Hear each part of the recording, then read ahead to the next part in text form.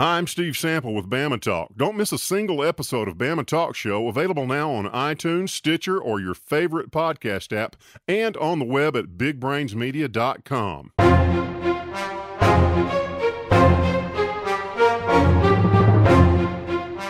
This is your Weather Extreme video for Saturday, March the 30th. I'm meteorologist Brian Peters. Thanks for tuning in. Looks like a bit of unsettled weather for the Easter weekend.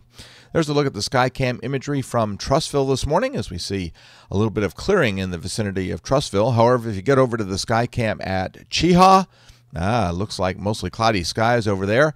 And I couldn't help but enjoy the shot from Mobile Bay as we look out from Dauphin Island over the entrance to Mobile Bay, and certainly a beautiful morning down there.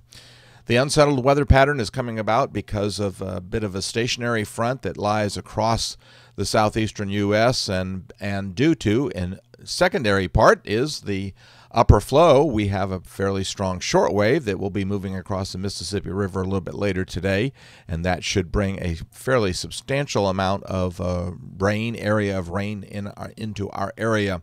In the meantime, though, things are warming up nicely as, of course, we're getting closer to the 1st of April.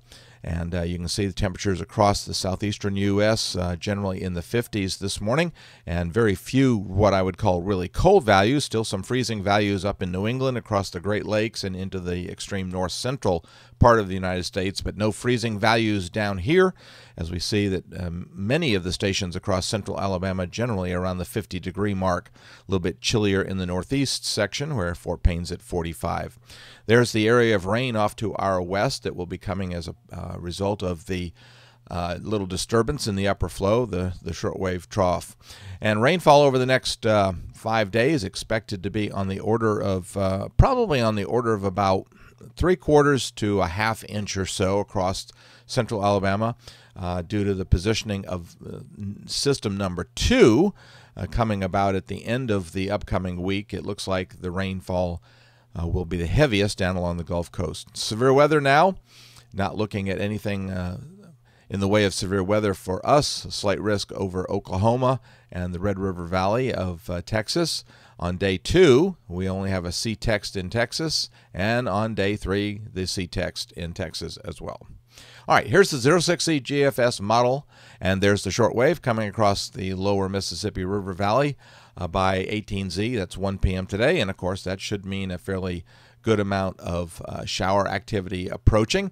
We may see some isolated showers. We were seeing a few this morning in the vicinity of central Mississippi, so we may see some isolated showers during the morning, but I think for the most part, most areas stay dry for the morning hours and probably early afternoon, at least through, say, 2 or 3 o'clock. But after that, we expect the rain to move in and stay with us into the evening hours. That shortwave moves on, but another shortwave dips into the lower Mississippi River Valley on Easter Sunday, and so we expect to see things somewhat unsettled. I think for the most part for Easter, we're going to be cloudy all day, but I think we get a little break in the action in the morning and early afternoon, but once again by late afternoon and into the evening hours, I think we see rain chances increase once again. But everything moves on quickly, as you can see the little vorticity over the Gulf Coast and North Florida there. So it should be at the surface that we see that front at least get down along the Gulf Coast, so we should dry out, but you notice the cold air represented by the 540 thickness line stays well to our north. The pattern stays in a northwesterly flow pattern on Tuesday with just a slight amount of ridging, as we have almost a kind of a split flow due to that good closed low and that trough coming out of New Mexico. So by Wednesday, that inches that much closer to us, and we see other little disturbances in there. So by Wednesday, I think we'll see clouds on the increase, and we see rain developing, especially off to our west and southwest. Now, this is where we get into some model differences. Well, we're edging into model differences. There's a look at the European, and you can see the European and the GFS actually in pretty good agreement at this point. Then they begin to diverge, so confidence is not exactly high. I'd call it moderate. The GFS suggesting that the closed low kind of opens up and becomes a short wave moving across the area, and then it's suggesting that we see a low somewhere in the vicinity of, say, Orlando or the northern Florida peninsula or so. The European, on the other hand, is suggesting that the surface low will be over Mississippi on Thursday at 1 p.m. So a big, big difference on what kind of rains we can expect up here.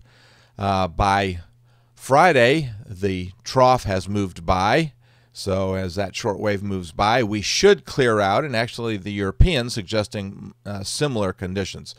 The big problem here is the track of the low. And as you know, if you've watched weather very much in the southeastern U.S., the track of that low is critical as to who gets rain and who doesn't. Well, we get out to Saturday, and the flow becomes nearly zonal. Yeah, we got a few passing little disturbances, but I think the atmosphere will be dry enough that we shouldn't see much more than just some passing clouds on Saturday.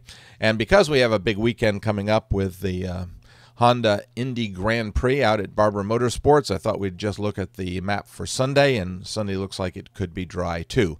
Although those model differences certainly don't make a really confident forecast into the Thursday and early Friday timeframe. Going well out into voodoo country, yesterday we had two distinct storm systems that were very close to each other with only a separation of about 48 hours or so.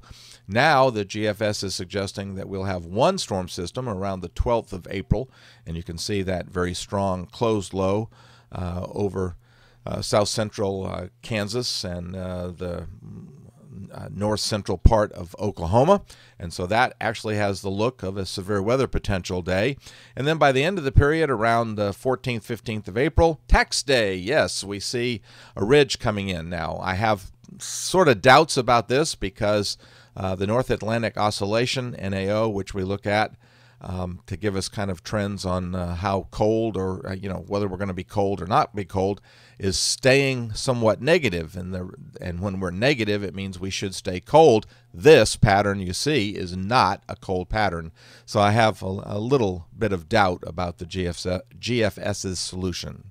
Well, that'll do it for the Weather Xtreme video for Saturday, March the 30th. I hope that you have a chance to enjoy the morning and early afternoon before the rain arrives. In the meantime, I'm going to be producing the next Weather Xtreme video first thing on Sunday morning. You have a great Saturday, and Godspeed. Thank you for trusting us to be your #1 source for news in all of Central Alabama. in back-to-back ratings periods. More people watched ABC 3340 than any other station in Birmingham.